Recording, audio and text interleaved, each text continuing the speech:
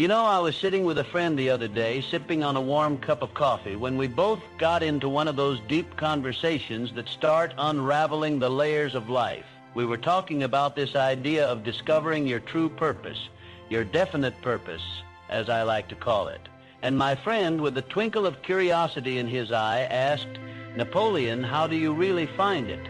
That question sent me on a journey back through some of the most fascinating stories I've come across in my years of studying success.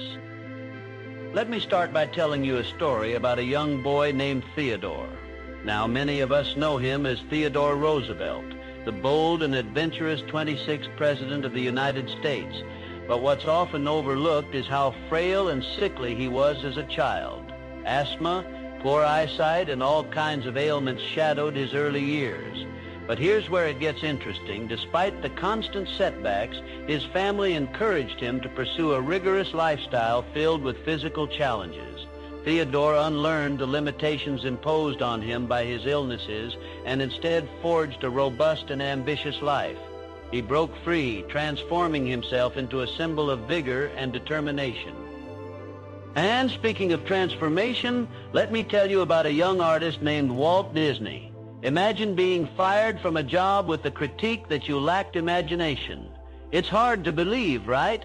But that's exactly what happened to him. Disney could have let that define him, but he decided to unlearn that criticism. In doing so, he went on to create an empire of imagination and wonder that continues to inspire millions around the globe today. Isn't that something?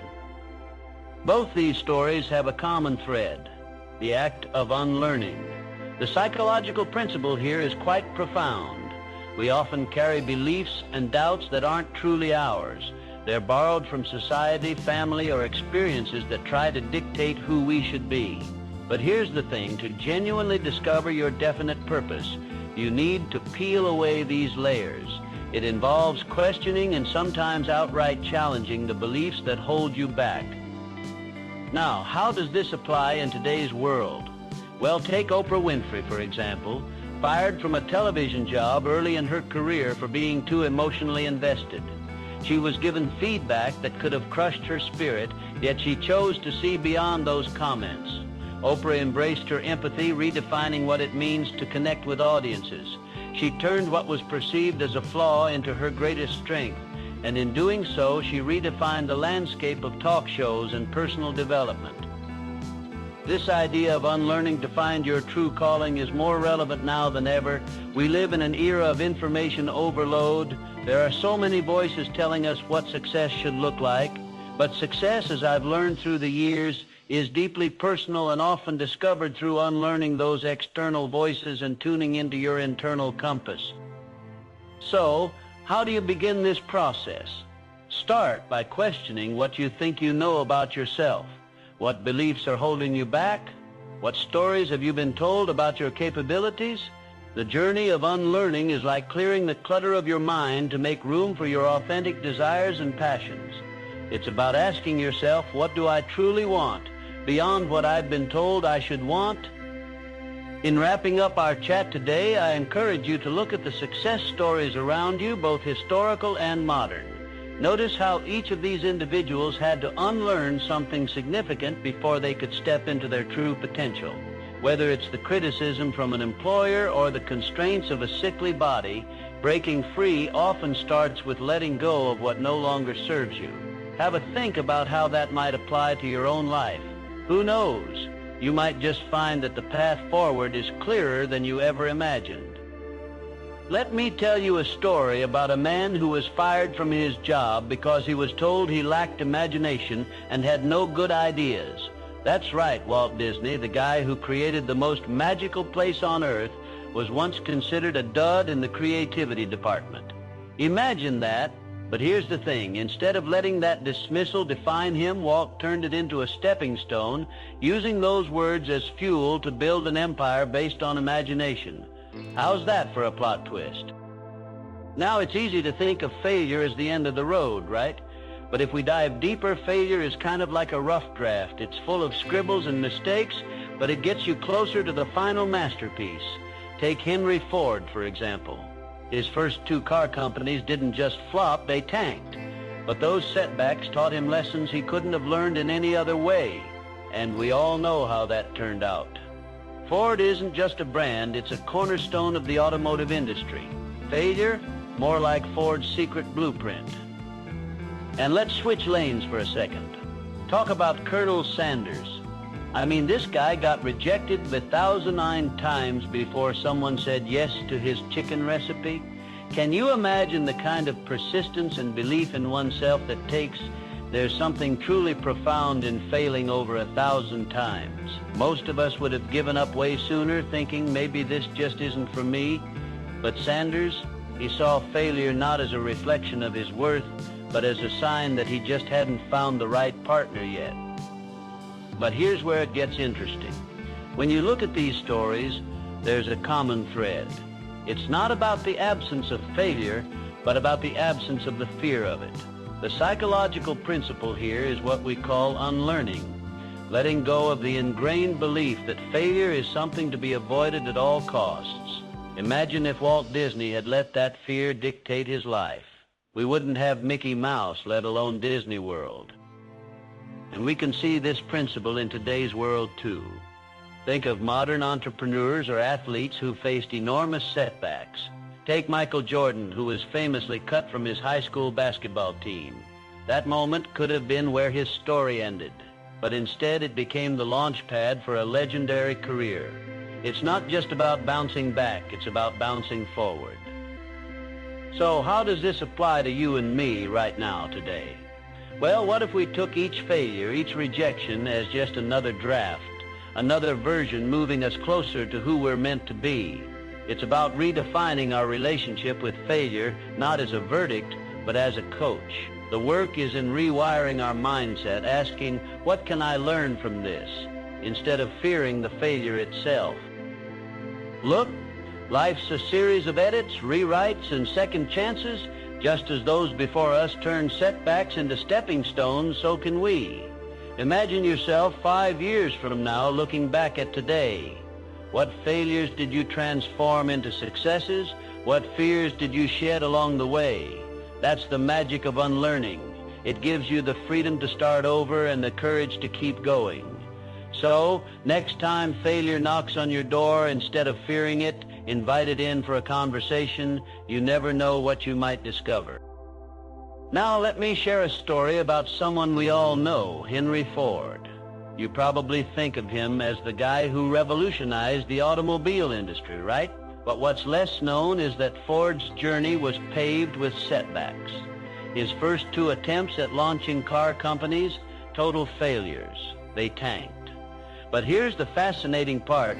Instead of seeing these as defeats, Ford saw them as lessons in what not to do. He used that knowledge to create the Ford Motor Company, which transformed transportation and, by the way, the world economy.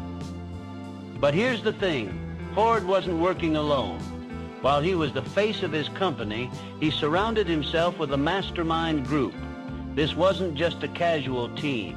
These were people with diverse expertise who could challenge his thinking and push the boundaries of innovation. They collaborated, debated, and sometimes argued, but always with the goal of refining their ideas and making them better. It was this collective intelligence that amplified Ford's vision into something extraordinary. Now let's fast forward to someone else who might surprise you, Oprah Winfrey. Fired from her first television job, they said she was too emotionally invested. Imagine that. But instead of giving up, Oprah sought out mentors and partners who shared her vision. She didn't let solitude define her path. She thrived in collaboration, finding those who could help her create a platform that resonated with millions. That emotional investment, it became her strongest asset because, surrounded by the right people, it was given the freedom to shine. And folks, this isn't just about the past. Look at Reed Hastings and Netflix. Remember when they started as a DVD rental service? People thought he was nuts to even consider streaming. But Hastings didn't make that pivot all by himself. He had a team that challenged and supported him. Together they reshaped not just their company, but how we consume media worldwide. This is the power of the Mastermind principle. It turns wild ideas into revolutionary changes. So here's the psychology behind it. Humans are inherently social creatures. Our brains thrive on interaction. When we're stuck in our own heads, we limit ourselves to our own perspectives. We miss out on the diversity of thought and creativity that comes from collaboration. It's not just a nice to have, it's a necessity if you want to achieve something truly great. Think about it. If you're trying to tackle your own big dream, ask yourself, who are you surrounding yourself with? Are they people who challenge you and push you to think bigger? Or are you trying to go it alone, thinking it's all on your shoulders? Many of us grew up with this image of the lone genius, but the truth is quite different. True power lies in the collective ability to brainstorm, to think beyond what one mind can imagine. Now, this is where it gets interesting for today's listener. In our digital age, collaboration is even more accessible. You can connect with experts worldwide in moments. The barriers to forming a mastermind group have fallen, and the possibilities are endless. Whether it's a virtual meetup or a global network, the opportunity to gather diverse perspectives is right at your fingertips. So here's my challenge to you. Take a moment to look at your network. Are there voices you're not hearing? Are there people you could learn from by inviting them into your conversation? Embrace the idea that true growth happens when we unlearn the myth of solitude and lean into the strength of collaboration. Because remember, every dream that seems impossible today starts to look achievable when tackled by a group of dedicated minds. Let me start by telling you about a guy named Frederick Douglass. Now here's a man born into slavery, a period and place where it was actually illegal for him to learn how to read or write. Imagine the walls society built around him, trying to keep him in darkness, yet Douglass, he saw those walls as challenges to overcome. There he was, huddled in corners or secretly trading bread with local kids just for a few precious seconds with a book. His story isn't just about reading, it's about persistence in its purest form. It's about saying, okay, the world isn't set up for my success, but that won't stop me. And while we're talking about defying the odds, consider Thomas Edison. You know, the guy who brought us the electric light bulb, among other inventions. Edison was told he was too stupid to learn anything. Can you believe that? I mean, most people might crumble under such criticism, but not Edison. He took over 1,000 tries to get that light bulb right. That's not just persistence, that's redefining failure. For him, a failed experiment wasn't a setback, but a step forward. That's the kind of mindset shift we're talking about here. Now swing over to something a bit more modern and we meet Steven Spielberg. Imagine being rejected by film school not just once, but 3 times. Most of us might reassess and think, well, maybe filmmaking isn't for me. But Spielberg, oh no, instead of giving up, he broke into Universal Studios, disguised himself, and convinced a director to give him a break. Today, he's one of the most iconic filmmakers. He shows us that sometimes persistence requires a bit of bold creativity. These stories share a common thread, the ability to unlearn the quick fixes that society often glamorizes, like overnight success or instant gratification. What these examples tell us is that you don't learn persistence by having everything handed to you on a silver platter. You learn it through the struggles and the setbacks, through the grit and the grind. And here's the psychology of it. Our brains are wired to seek pleasure and avoid pain. But when you push against that instinct and choose the challenging path, that's where real growth happens.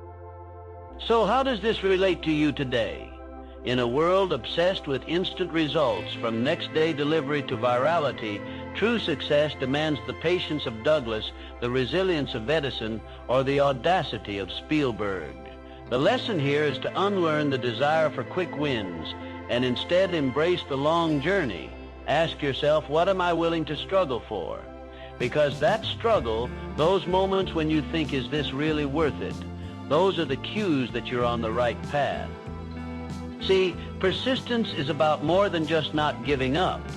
It's about training your mind to see obstacles as opportunities and failures as feedback, and it's about being okay with the process being a bit messy, a bit uncertain, because on the other side is where the magic truly happens. So next time you're faced with a tough situation, remember Douglass with his hidden lessons, Edison with his 1,000 attempts, or Spielberg with his fearless determination. They didn't just want to succeed, they persisted in spite of the odds. But here's the thing, persistence isn't about blind optimism. It's about developing a deep-seated belief that despite the odds and the challenges, you have what it takes to see it through. It's about waking up each day and saying to yourself, today might not be perfect, but it's part of the journey. So as you sip that coffee and ponder your own challenges, ask yourself, what walls am I going to tear down today? History shows us it's possible, and modern stories prove it's still happening. The question is, are you ready to become the next tale of persistence? Let me tell you this story about a kid from Kentucky known as Harlan Sanders. You might know him as Colonel Sanders, the face behind KFC. Picture this, here's a man in his 60s carrying nothing but a chicken recipe, driving around in his old car and trying to sell this recipe to restaurants. People thought he was out of his mind. In fact, he got turned down 1,009 times. But on the 1,010th try, someone said yes, and the world of finger-licking good chicken was born. Sanders had faith, unwavering belief in what he was doing. It's a classic example of unlearning doubt because he could have easily listened to all those rejections and given up. Instead, he taught himself to believe in his vision no matter how many obstacles were thrown in his way. And let's head back a few years for another story. Have you ever heard about a young man named Andrew Carnegie? Andrew started as a bobbin boy at a cotton factory, working 12 hours a day at the age of 13. Think about that for a second. But instead of letting doubt creep in, he seized every chance to learn, read books, and educate himself. Carnegie didn't let his starting point define him. Fast forward, he became one of the richest men of his time and a major philanthropist, leaving a legacy that still impacts us today. Now, what drove that transformation? It wasn't just luck. It was the psychology of belief, believing that he was meant for more and that he could create a different future than what his humble beginnings suggested. But here's the thing, the transformation isn't just about becoming successful or rich, it's about the mindset you cultivate. Let's talk about Theodore Roosevelt for a second. As a young boy, he was plagued with asthma so severe that his family feared he might not live. But Theodore decided that weakness wouldn't define him. He adopted a vigorous lifestyle, exercising to improve his health. This is a guy who could have let his ailment define his life. But instead, he became one of the most robust presidents of the United States. It was his belief in his ability to change his path that reshaped his destiny. Now, why does this matter to you today? Well, think about it. How many times have you doubted your ability to do something? Consider how many times you've told yourself you're not capable of achieving something big because of where you started or setbacks you faced. What these stories show us is that belief and faith in your own potential is transformational. When you unlearn doubt, you unlock a power within you that is resistant to external failures and setbacks. The psychology behind these successes is fascinating. It's about building a mindset that's resilient. A mindset that doesn't just accept whatever is thrown at it, but one that actively challenges and changes its conditions. When you cultivate belief in yourself, you start to see obstacles as challenges to be overcome, not confirmations of your limitations. So how can you apply this today? Start by observing your own thought patterns. Are you holding on to learned doubts that no longer serve you? Recognize these patterns and consciously choose to reshape them. Like Carnegie, Sanders, and Roosevelt, understand that the journey begins internally. It's about deciding every single day to believe in the possibilities despite the odds. I am genuinely fascinated by the tapestry of stories where belief transcended doubt. And when I connect these historical dots, I see a picture emerging. A picture that says we all have the potential to rewrite our narratives. The question is, are you ready to unlearn what's holding you back and take that leap of faith into what could be the next great chapter of your life? So picture this. A young Michael Jordan standing in his high school gym, heart sinking as he finds out he didn't make the varsity basketball team. I mean, we look at him now and he's this icon, a name synonymous with greatness. But back then, he was just a teenager grappling with rejection. What Jordan did next, though, is where the magic happens. Instead of giving in to the sting of that criticism, he let it fuel him. He practiced harder, longer, and smarter. Fast forward, and he rewrote his story into one of the most triumphant in sports history. It's a classic case of transforming criticism into a catalyst for growth. Now, let me take you on a journey back in time to the life of Colonel Sanders. This is a guy who faced rejection 1,009 times before his chicken recipe found a home. Can you imagine being told no over 1,000 times and still believing enough in your vision to keep going? What Sanders did was remarkable, not just because he succeeded eventually, but because he didn't let the criticisms, the failures, the no's deter him. He rewrote his narrative in a way that inspires entrepreneurs even today. And here's the thing, he was in his 60s by then. Age wasn't a factor, just the relentless pursuit of his dream. These stories share a common thread, one that's crucial for us to grasp. Both Jordan and Sanders, in their own ways, encountered criticism and rejection that could have easily derailed their dreams.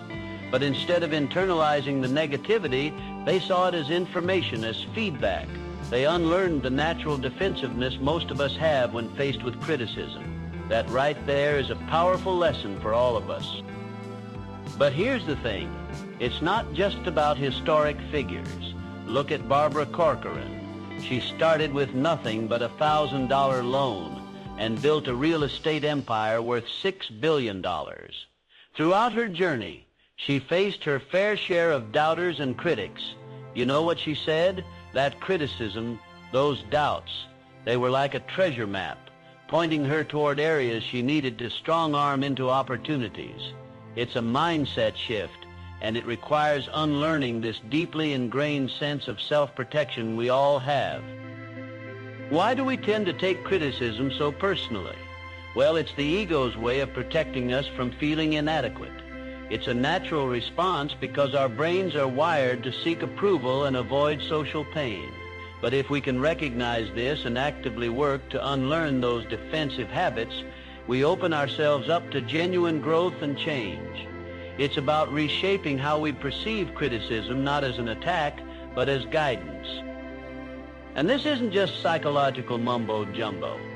Studies show that people who take criticism constructively tend to excel more in their careers and personal lives. They learn and adapt, turning potential weaknesses into strengths. This is exactly what sets successful people apart. They don't just face criticism, they embrace it as a tool for self-betterment. So how can you apply this in your life? Start by listening, really listening when feedback is given. Ask yourself, what's the actual message here?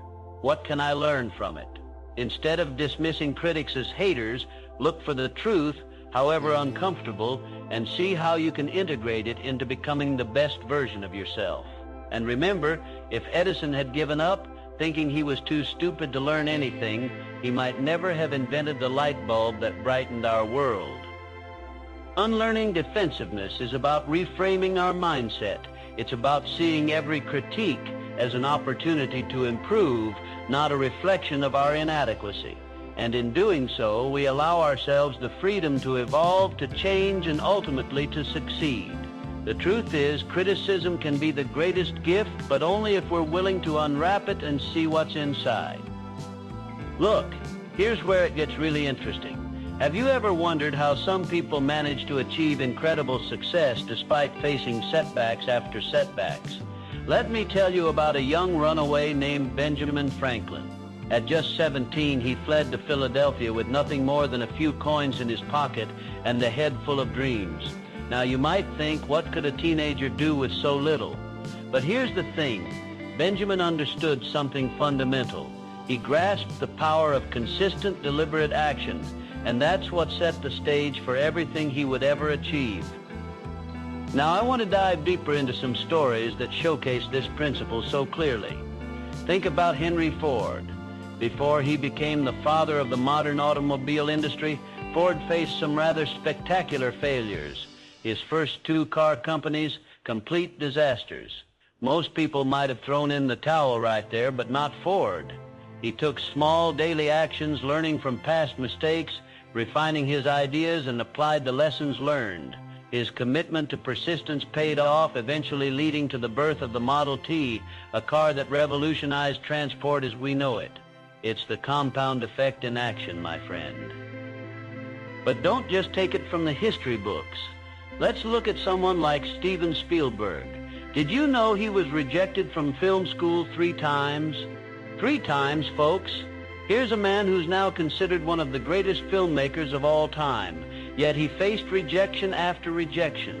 Instead of succumbing to self-doubt, Spielberg took small, actionable steps in his own way. He started making short films, honing his craft bit by bit. And it's those very films that eventually caught Universal's attention, paving the way for his legendary career. Now, this is where it gets really interesting when we talk about unlearning procrastination. It's not just about overcoming the fear of failure or rejection. It's about understanding that each action, no matter how small, contributes to something far greater over time. Think of it like planting seeds every single day. You don't see the growth immediately, but after nurturing and caring, the results are undeniable. In today's fast-paced world, the same principles apply. I was reading about tech entrepreneurs who tirelessly work on their prototypes, often failing dozens of times before landing that one breakthrough product. It's about doing those small, often mundane tasks when no one is watching, which eventually lead to breakthroughs when everyone is watching. Unlearning procrastination is crucial here because procrastination suggests that what we do today doesn't matter, when in reality it matters more than we can possibly imagine. But why do we procrastinate?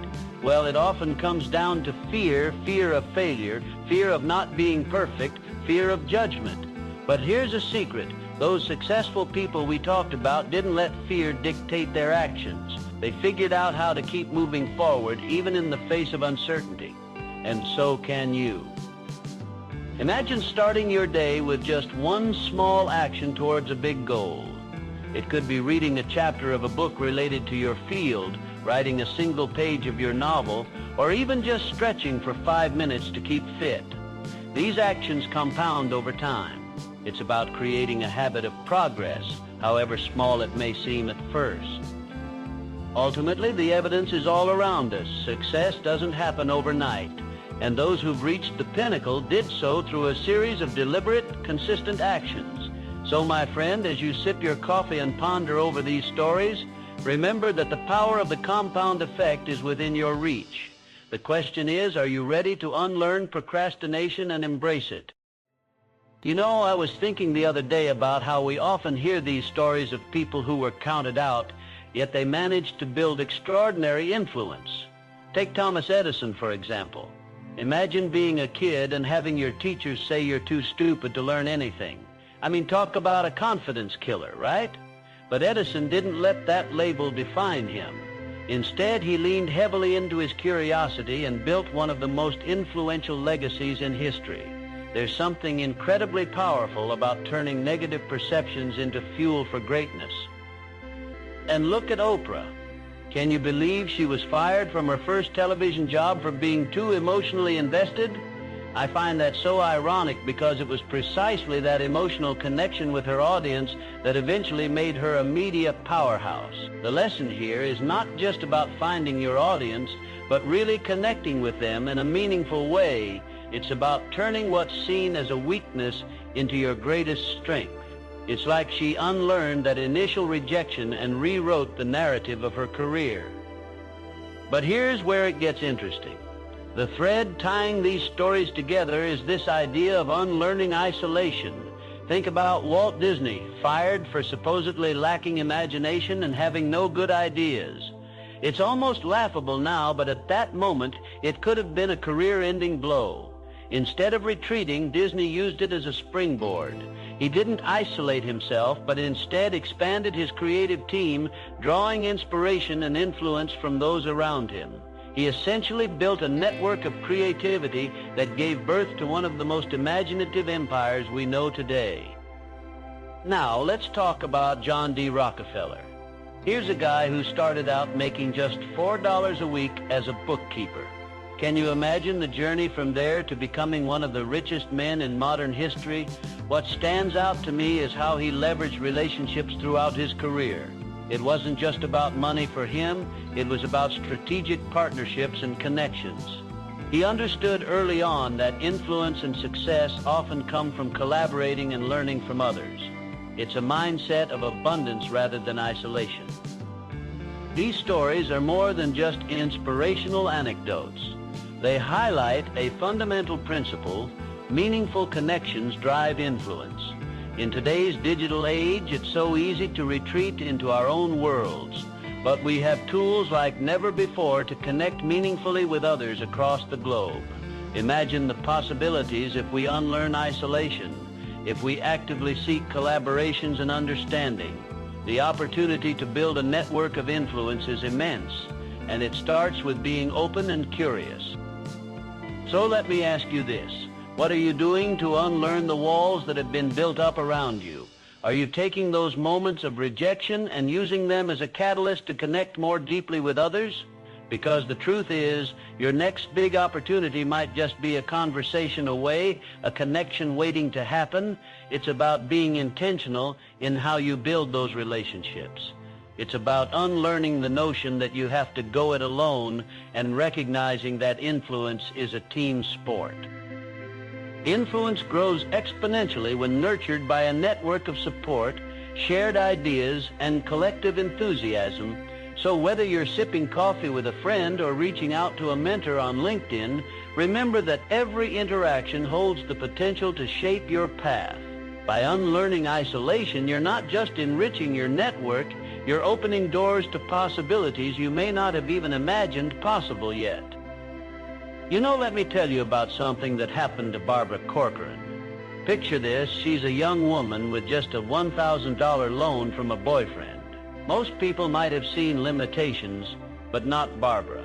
She used that small amount to build what would eventually become a $6 billion real estate empire. How on earth did she do that? Well, it all boiled down to unlearning the conventional path and seeing opportunities where others saw obstacles. Barbara didn't just follow the rules of real estate as they were laid out. She thought differently. She broke norms. She dared to envision something beyond the confines of what everyone else thought was possible. And this is where it gets fascinating. She realized the importance of standing out, of thinking creatively, even when it went against the grain. She marketed her properties with flair and ingenuity, using storytelling to engage clients in a way that wasn't being done before. But here's the thing. This kind of thinking isn't just exclusive to real estate. Think about Henry Ford. Before he revolutionized the automobile industry, he faced some serious setbacks. His first 2 car companies, total flops. And yet with each failure, Henry learned more about what didn't work, what he needed to rethink and innovate. He went on to create the first affordable automobile, the Model T, by challenging and unlearning the conventional manufacturing processes of his time. Now fast forward to today, and you've got people like Elon Musk with SpaceX. Everybody told him that private space exploration was impossible. I mean, it was something only governments could pull off, right? But Elon, he questioned everything. He unlearned the idea that you needed billions in government funding to touch the stars. And here we are, witnessing private tours to space becoming a reality. This is the power of unlearning conformity. So why does stepping outside the box matter so much? It comes down to our psychology. We're naturally wired to take the path of least resistance, to do what's comfortable and known. But by actively questioning assumptions and embracing the unknown, we unleash our creative potential. It's like untangling a knot in our brains, suddenly freeing us to see solutions and connections we couldn't before. Now let's connect all these dots and bring it back to you. What can you unlearn? Maybe it's a belief about what your career path should look like, or perhaps it's how you were taught to approach problems. Every time you challenge an assumption, you're opening the door to a new possibility. Think about Frederick Douglass. Despite laws preventing him from reading, he unlearned the narrative set against him and taught himself anyway. It's a powerful reminder that unlearning can lead to profound personal breakthroughs. Here's something to chew on. What if you approached your biggest challenge as an opportunity to unlearn something, to think in a way that defies what you've been taught, whether it's in your professional life or personal projects? The next step forward might just be a step outside the box you're currently in. So as you go about your day, remember creativity thrives when it's nurtured outside of conformity. Unlearning isn't just about forgetting, it's about creating space for new ideas, ideas that could transform the way you live and work. So what will you unlearn today?